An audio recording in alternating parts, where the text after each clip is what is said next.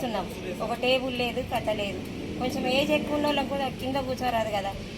ఈ ఇచ్చిన అప్లికేషన్లు కూడా మేము సరి చేసి రాయాలా? అన్నీ రాసి మేము ఆఫీస్కి అందియాలి కదా. మళ్ళీ రిపోర్ట్ చెప్పాలి మధ్యాహ్నం వరకు. ఒక్కొక్కరు వస్తారు ఇక్కడ. ఈ పిఎస్లు అని పెట్టిన రారు. వాళ్ళు పబ్లిక్ కూడా చాలా తక్కువ రారు. అదే మా ఏరియాలల్లా కొంచెం తిరిగి చేసుకుంటే కూడా ఇస్తారు. అయినా చెప్తాం, చాలా కష్టంగా ఉన్నది మాకైతే. ఇక్కడ ఎట్లున్నది? ఇక్కడ పరిస్థితి ఎట్లున్నది? పరిస్థితి బాగలేదు. కింద కూర్చున్నాం. కాలేజ్ ఉన్నది, సండే ఉన్నదని అంటారు. సండే ఉంటే మా ఆఫీసు, మా ఎంఆర్ఓ ఆఫీసు వాళ్ళకు చెప్పి, మరి మా బిఎల్ఓలు ఉన్నారు, ఇక్కడ ఆర్పిఎస్లు ఉన్నాయి, వాళ్ళకి సండే నాడు ఒక 2 టేబుల్ బయట వేయండి అని అంటే మాకు ఎంత విలువ ఉంటుంది? మేము అంత చిన్న చూప బిఎల్ఓలం అంటే మమ్మల్ని చూసి మాకు గౌరవిస్తారా?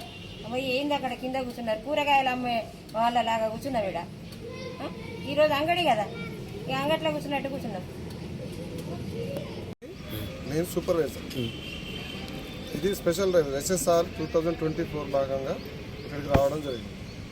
ఎవరైతే 1 జనవరి 2024 వరకు వయసు 18 సంవత్సరాలు నిండిన ఎవరు ఉంటారో వారిని ఎన్రోల్ చేయడానికి, వాళ్ళ అప్లికేషన్ స్వీకరించడానికి ఇది స్పెషల్గా ఈ ప్రోగ్రామ్ పెట్టడం జరిగింది.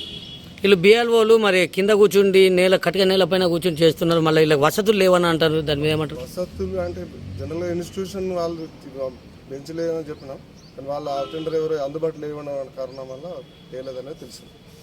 మరి మీరు యాక్షన్ మీరు ఎక్కడన్నా అవైలబుల్గా ప్లస్ చూపించినా బాగుంటుండే కదా. మన జనరల్గా మనం పిఎస్ పోలింగ్ బూత్లోనే మా బిఎల్ఓలు అక్కడే కార్యక్రమం చేయాల్సి ఉంటుంది. వేరే చోట వెళ్ళడానికి కూడా రెఫరెన్స్ మళ్ళీ రేపు ఉండదు కదా.